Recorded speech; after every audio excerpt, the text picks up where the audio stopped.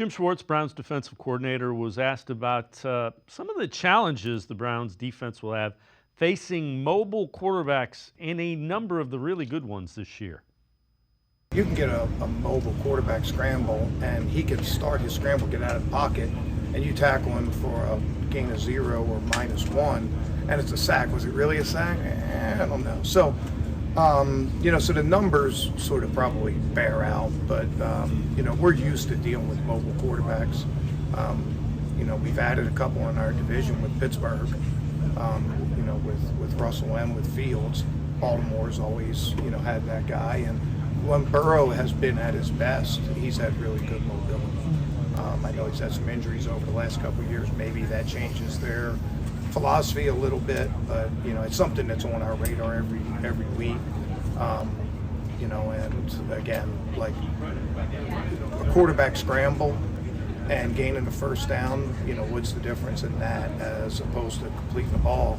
It's all the same. It just spreads you a little bit thinner defensively, puts more of an emphasis on your speed and your discipline and your pass rush. Tim, I don't know about you. The mobile quarterbacks concerned me last year, so they concern me again this year. I mean, Jim Schwartz and every other defensive coordinator, because I think we've learned there is no magic formula for really stopping mobile quarterbacks because they all do things so differently, whether they run to run or they run and scramble to pass. The fact is, pretty much every quarterback you see now is a mobile quarterback. I think the days of the 6'5" statuesque pocket passers, those seem to be way gone.